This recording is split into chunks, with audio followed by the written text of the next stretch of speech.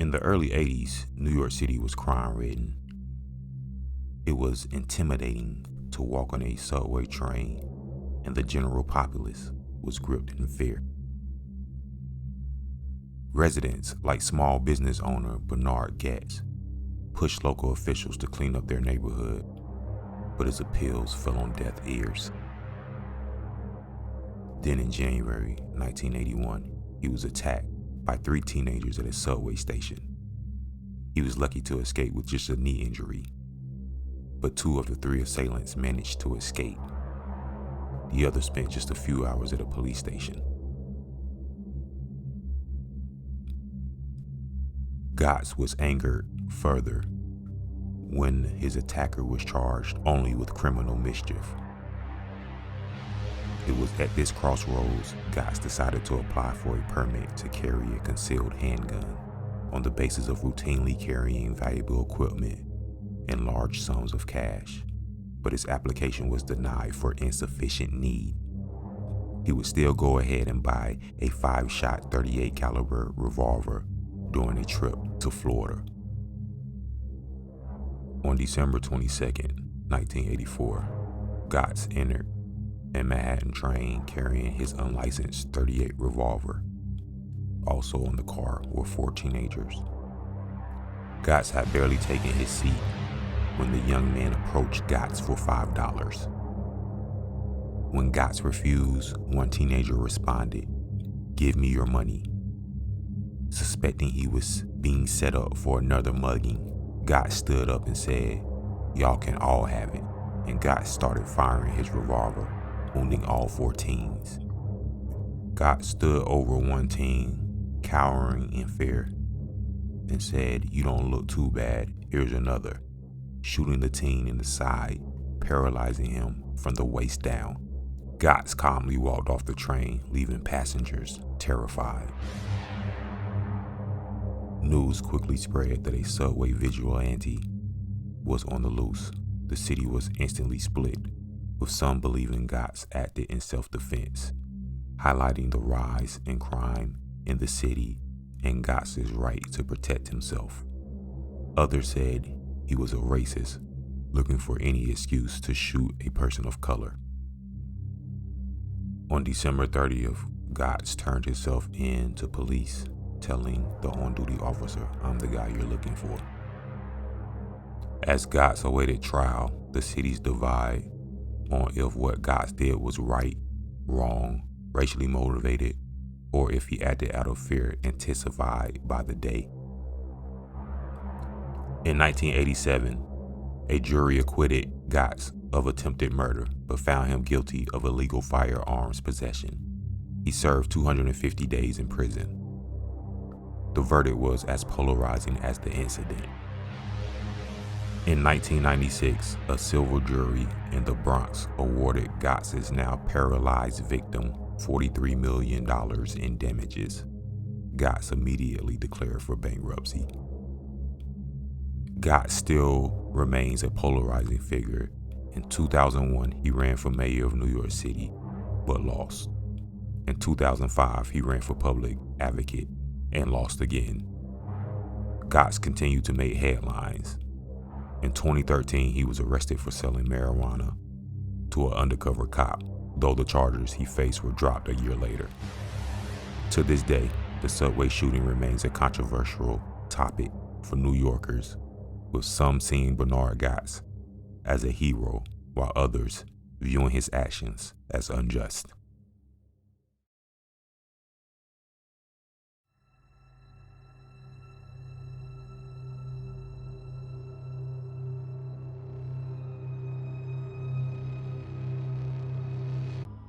It was 11:45 at night on a Friday, February 22nd, 1946.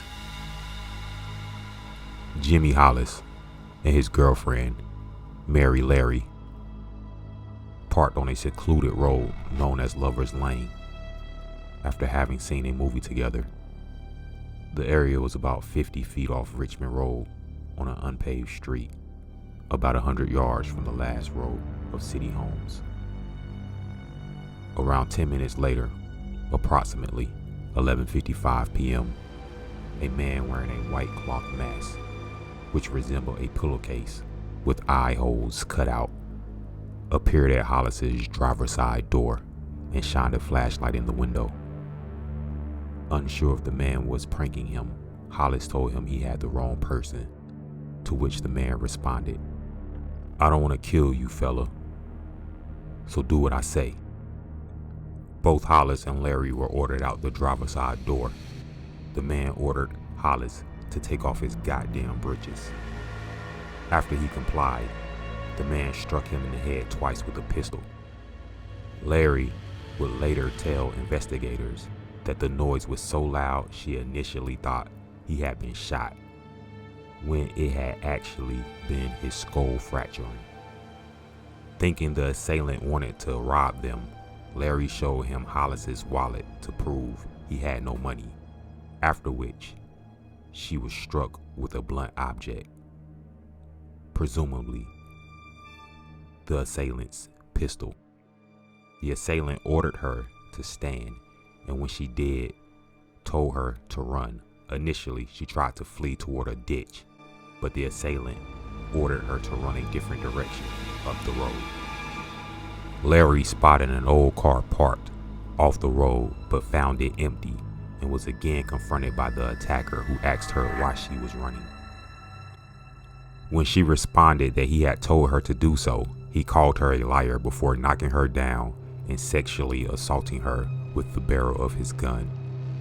After the assault, Larry fled on foot, running a half mile to a nearby house. She attempted to call for a car passing the residence, but was ignored. Larry was able to awaken the residents of the house and phone the police. Meanwhile, Hollis had regained consciousness and managed to flag down a passerby on Richmond Road.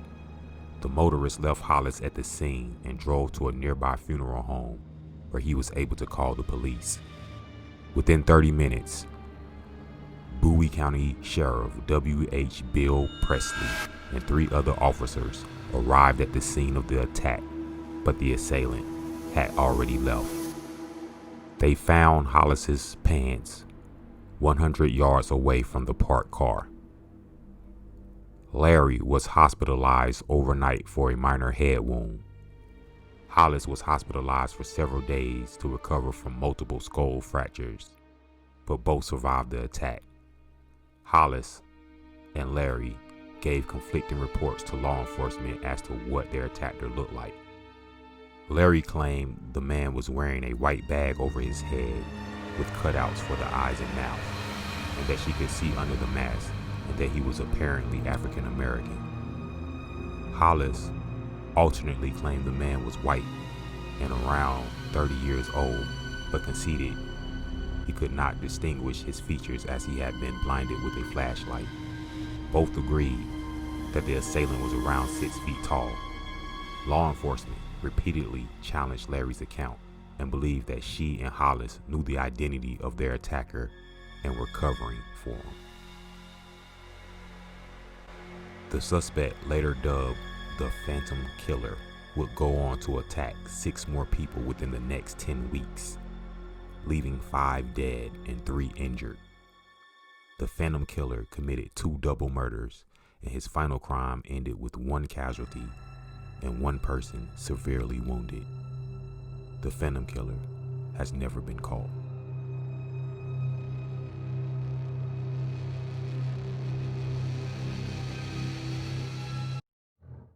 It was a whirlwind romance. They were having the time of their lives. The only problem was, that wasn't his wife. He dreaded telling her, but he knew he wanted to make things right. The father of 5 wanted his wife back, but to do so, he had to break it off with his mistress.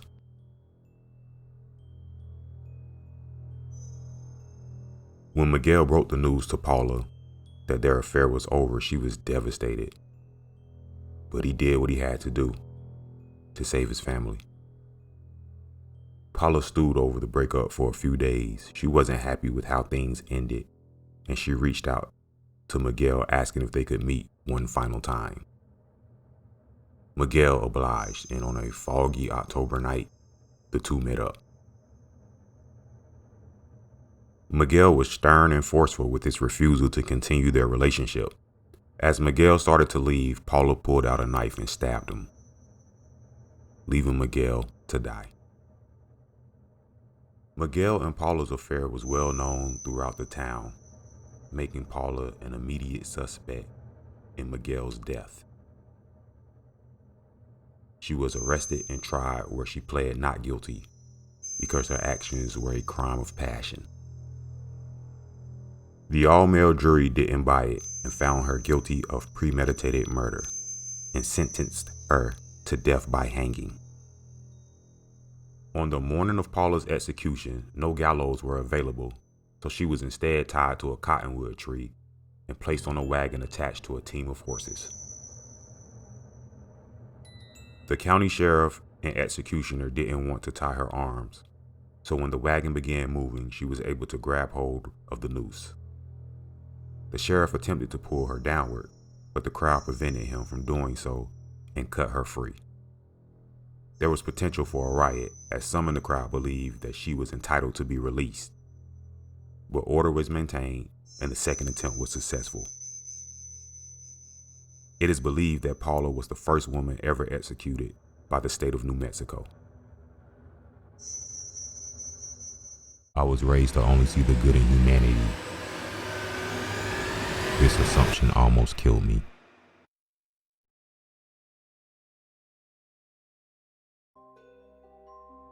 After leaving my native country, I found myself hitchhiking across the United States.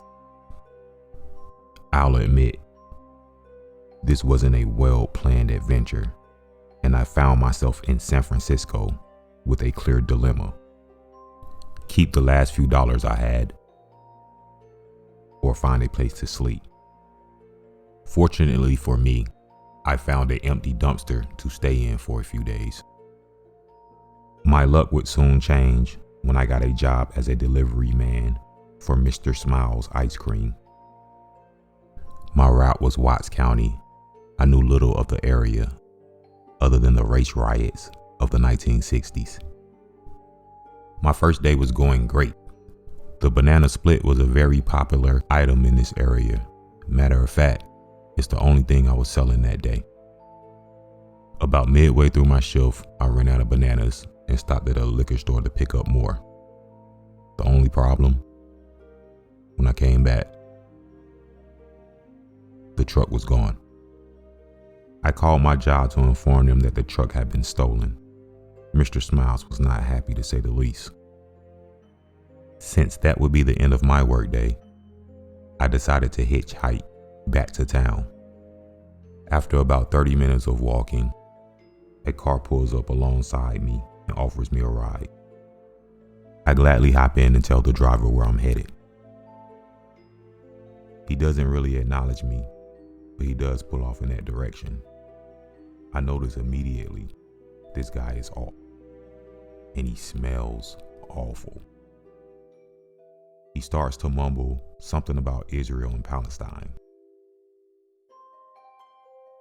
I start to grow increasingly uncomfortable. At this point, I just ask him to pull over and let me out.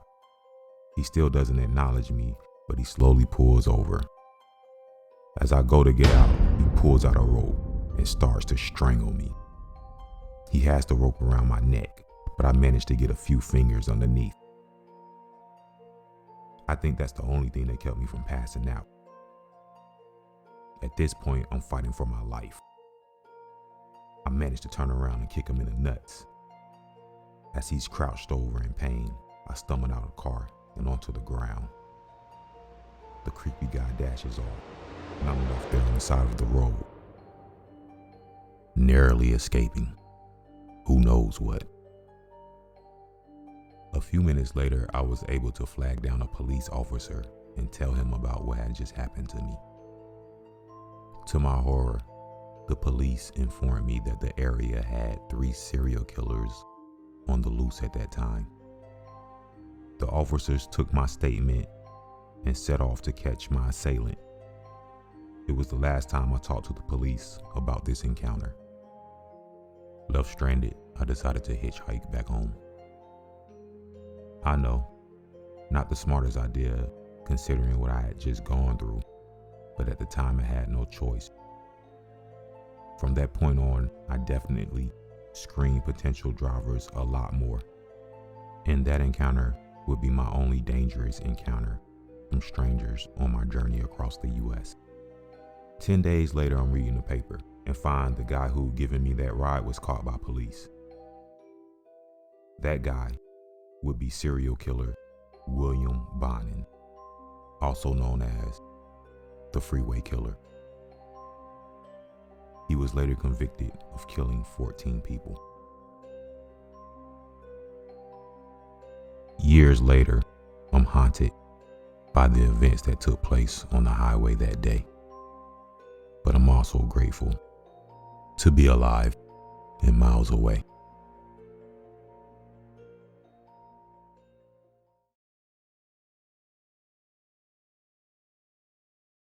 People remember TD as being real nice and doing nice things, and they like my office to go real easy on them. And then there's a group that wants no mercy. Bernie TD was a well-known resident of Carthage, Texas. He was known for being generous and kind, especially to grieving widows of Carthage. Bernie TD was a mortician who worked as an assistant director at Hawthorne Woods Funeral Home. It is here in March 1990 where he met the newly widowed 81-year-old Marjorie Nugent. Marjorie Nugent was the richest widow in Carthage, and according to most locals, she acted as if she was too good for Carthage. She was known to be domineering and critical, lashing out at whoever disappointed her. People close to Marjorie Nugent would later admit she had to be constantly catered to and constantly flattered. When Mr. Nugent died unexpectedly of heart failure, only a handful of people came to his funeral to offer condolences. Bernie TD could see the loneliness etched in Mrs. Nugent's stern face as she stood by the casket. He sang a hymn in chapel and helped Mrs. Nugent to her car for the trip to the cemetery. You gotta admit, nobody could sing Amazing Grace like Bernie could. In the months after, Bernie was the only person to check in on Mrs. Nugent's well-being. The two eventually became inseparable companions, although she was more than 40 years his senior. In 1991, Marjorie altered her will and disinherited her only child, leaving her entire $10 million estate to TD. By 1993, Bernie left his job to work for Nugent full-time as her business manager and travel companion. It was a glamorous life, but Bernie had to pay a price for it. According to Bernie's friends, he had to have Mrs. Nugent's medicines laid out every day. If he wasn't at her house by 11:45 for lunch, she would become extremely frustrated, almost panicky. When visiting someone else, Bernie would have to interrupt the conversation at regular intervals and use the phone to check in with Mrs. Nugent. If I don't call her, she will give me living hell.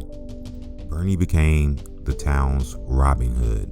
Unbeknownst to Mrs. Nugent, he started slipping money out of her healthy bank accounts and giving it to anyone he thought could use help. He bought at least 10 cars for people who couldn't afford one, telling them to pay him back when he could. He bought a home for a struggling young couple. He provided scholarships to students at the local college. He paid $100,000 to new building campaigns at First United Methodist Church, and he led fundraising drives for the local Boy Scouts. Bernie was a one-man campaign to improve culture in Carthage. Bernie's a sweet man. He's done a lot of good things for this town. He's given poor kids money to go to college and everything. In November 1996, TD killed Nugent in her garage by shooting her in the back. He shot her 4 times with a .22 caliber rifle. I don't care if Mrs. Nugent was the richest lady in the town. She was so mean that even if Bernie did kill her, you won't be able to find anyone in town that's going to convict him of murder. Bernie would go on to live the next 9 months as if nothing happened. Anyone who called Mrs. Nugent would get Bernie. Bernie would tell them that Mrs. Nugent was in Ohio visiting family.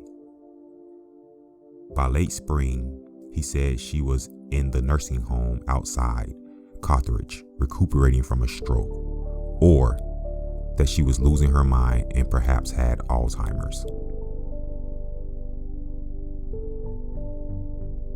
After a lengthy absence, Mrs. Nugent's son showed up at her house looking for his mother. While searching the house, her son would tell the deputy how odd it was that the deep freezer had been taped shut. The deputy took a look inside at the bottom. Wrapped in a white sheet underneath some frozen food was Mrs. Nugent. From the day that deep freezer was open, you haven't been able to find anyone in town saying, "Poor Mrs. Nugent." People here are saying, "Poor Bernie." Authorities would immediately spread through town looking for Bernie. They found him preparing to take a team of Little League baseball players and their parents to dinner. He seemed surprised that deputies wanted to talk to him. Officers took him down to the station for questioning. With officers looming over him in a small room at the sheriff's department, Bernie tried to keep his composure, but he grew increasingly nervous, and he finally calmly admitted to shooting Mrs. Nugent the previous November. He said he had used the same gun she made him shoot armadillos with. When asked why he killed her, Bernie looked at the officers in bewilderment as if the answer was obvious. At last, he said that Mrs. Nugent had become very hateful and very possessive. I started thinking about having to live with her for the rest of her life, and I just couldn't take it. I realized I couldn't stand it another day. A jury would later convict Bernie Tiede to first-degree murder and sentenced him to 30 years in prison.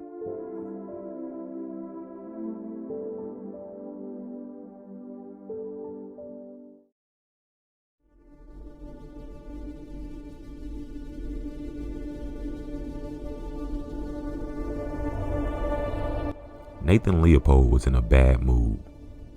That evening on November 10th, 1923, he had agreed to drive with his friend and lover, Richard Loeb, from Chicago to the University of Michigan to burglarize Loeb's former fraternity, Zeta Beta Tau. But they had managed to steal only $80 in loose change, a few watches, some penknives, and a typewriter. It had been a big effort for very little reward, and now, on the journey back to Chicago, Leopold was argumentative. He complained bitterly that their relationship was too one-sided. He always joined Loeb on his escapades, yet Loeb held him at arm's length. Eventually, Loeb managed to quiet Leopold's complaints with reassurance of his affection and loyalty.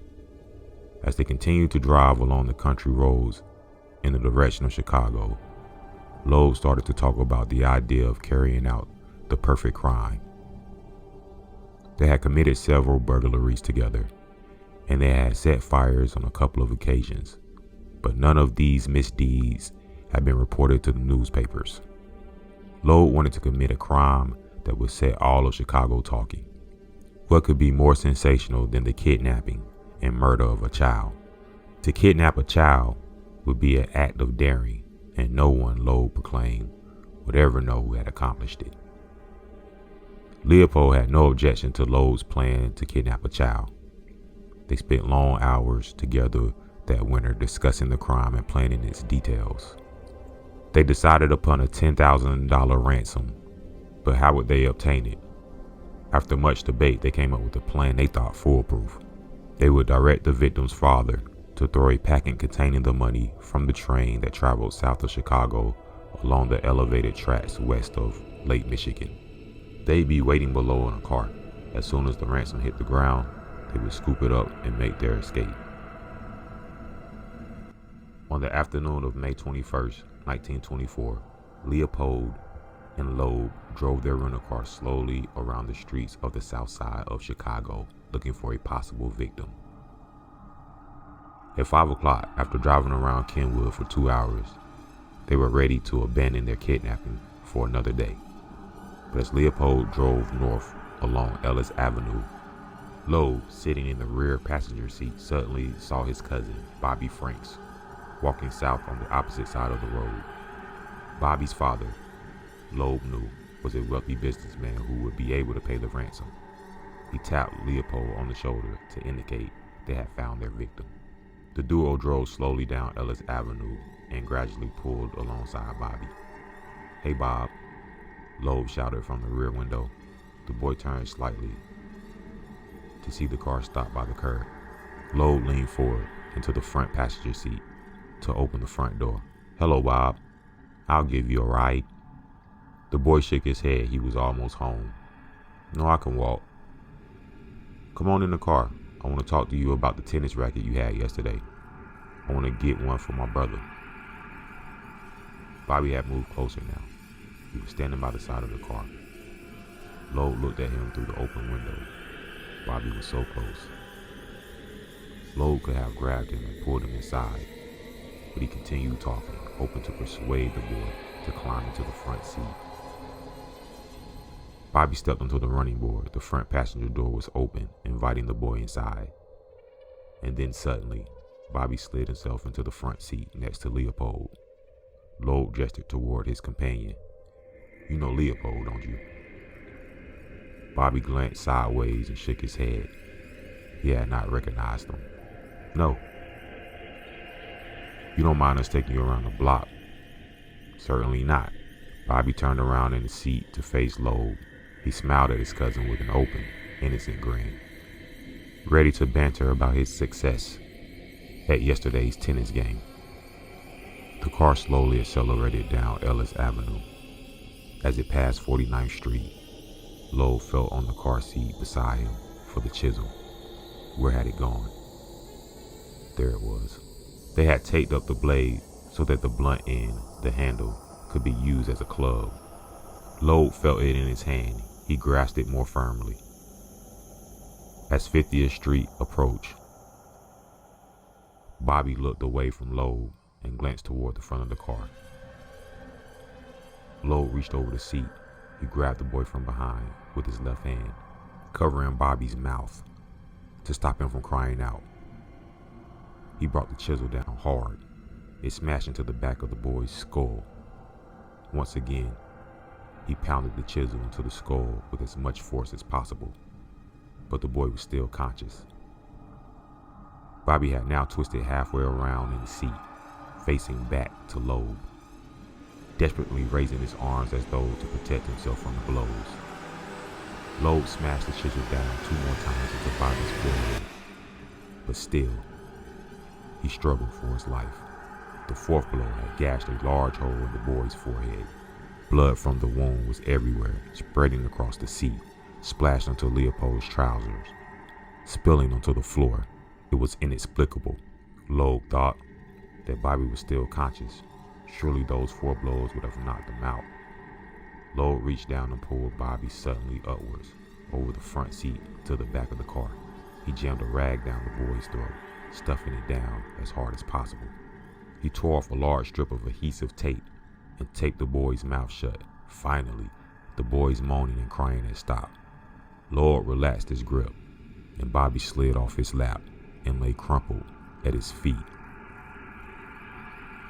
With the body on the floorboard out of view, Leopold and Loeb drove to their predetermined dumping spot near Wolf Lake in Hammond, Indiana, about 25 miles south of Chicago. After nightfall, they removed and discarded Frank's clothes. They concealed the body in a culvert along the Pennsylvania Railroad tracks north of the lake. To obscure the body's identity, They poured hydrochloric acid on his face and also on his genitals to disguise the fact he had been circumcised. Leopold and Loeb had expected to carry out the perfect crime, but as they disposed of the body, a pair of eyeglasses fell from Leopold's jacket onto the muddy ground. Upon returning to the city, Leopold dropped the ransom letter into a post box. It would arrive at the Franks' house at 8 o'clock the next morning. The following day, a passerby spotted the body and notified the police. The Franks family confirmed the identity of the victim as that of 14-year-old Bobby. The perfect crime had unraveled, and now there was no longer any thought on the part of Leopold and Loeb of attempting to collect the ransom. By tracing Leopold's ownership of the eyeglasses, the state's attorney, Robert Crowe, was able to determine that Leopold and Loeb were the leading suspects. 10 days after the murder, on May 31st, both boys confessed and demonstrated to the state's attorney how they had killed Bobby Franks. Both Leopold and Loeb admitted that they were driven by their thrill-seeking delusions and their aspirations to commit a perfect crime. Neither claimed to have looked forward to the killing itself, although Leopold admitted interest in learning what it would be like to be a murderer. He was disappointed to note that he felt the same as ever. Both young men were sentenced to life imprisonment plus 99 years. Loeb was murdered by a fellow prisoner in 1936. Leopold was released on parole in 1958.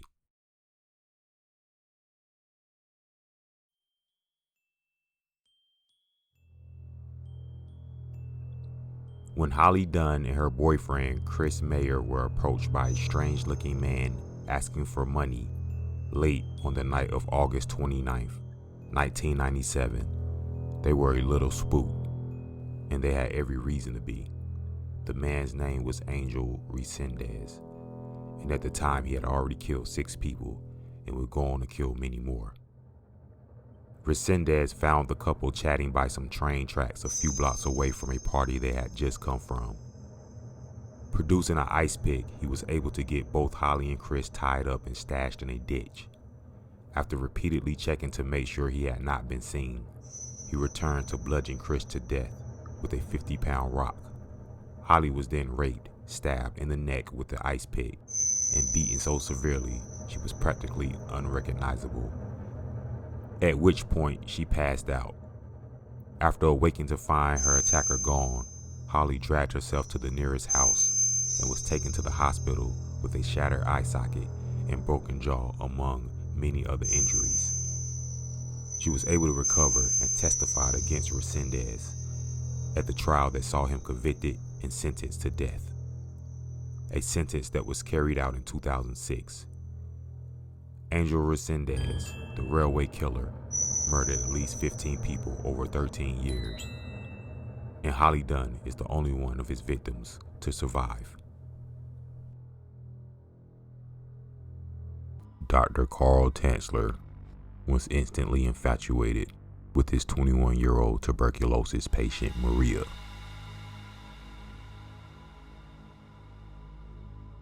His infatuation of the terminally ill patient resulted in him trying numerous experimental treatments to save the young woman's life.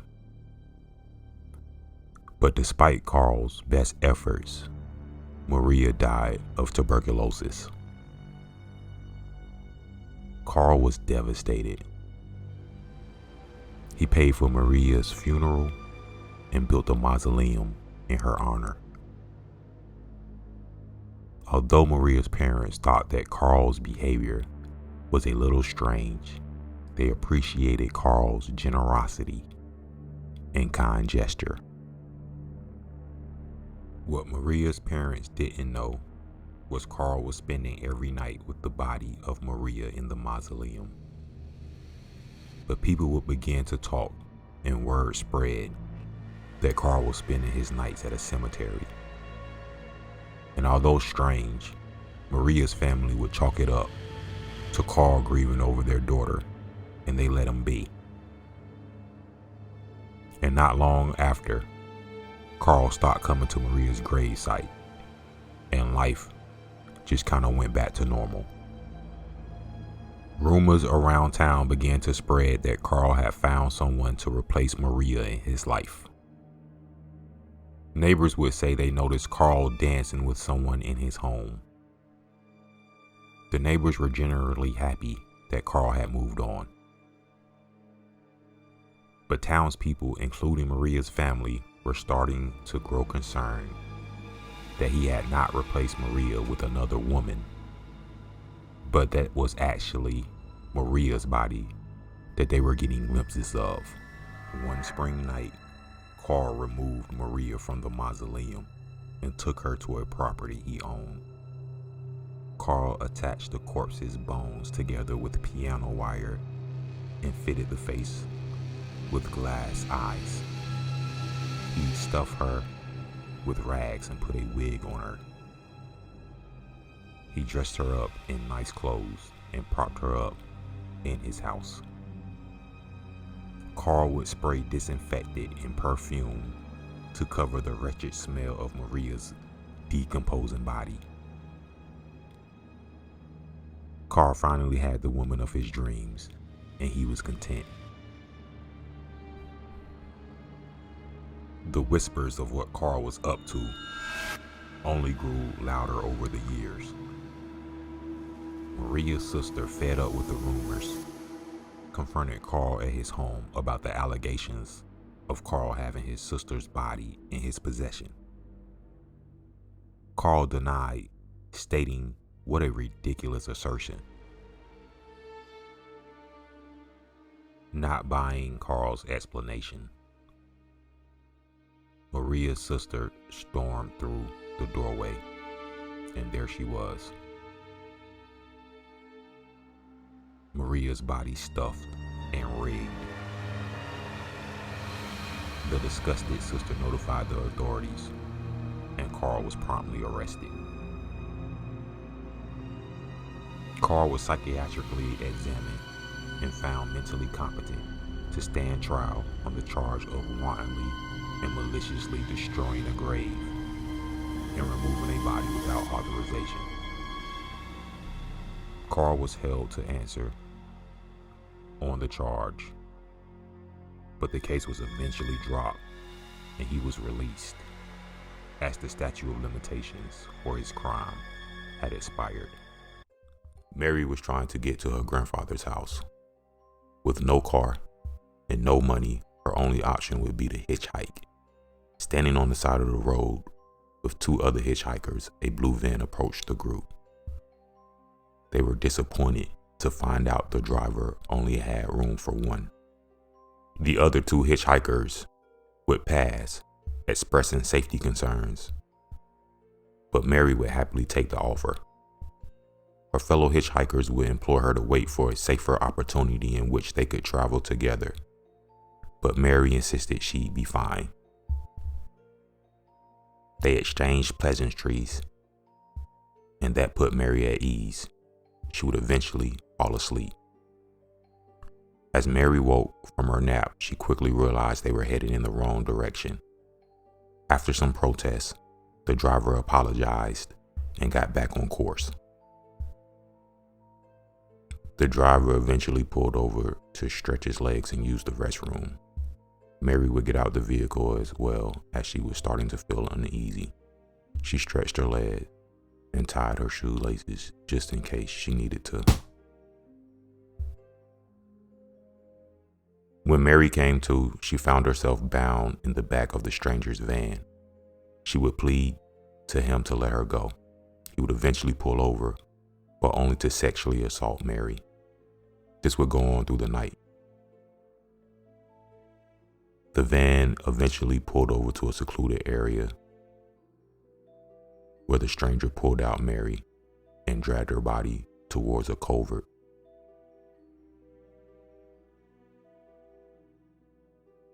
He pulled out a hatchet and chopped off both of Mary's arms right below the elbows and tossed her body over a culvert, leaving her for dead.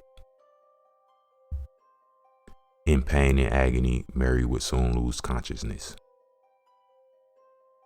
Mary lost a significant amount of blood and had no idea where she was. In coming to, her pain was intolerable, but the only thought Mary had was to survive. She could hear cars in the distance, so she painstakingly climbed uphill towards the sounds. Once she reached the road, she had to walk with her hands up to keep her insides from falling out.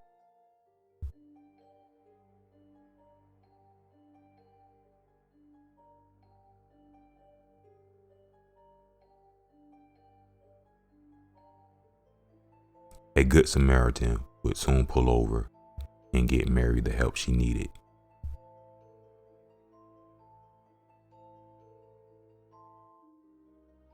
"10 days later, with the help of Mary's ID, her captor, Lawrence Singleton, was arrested. He get 14 and a half years for his crime.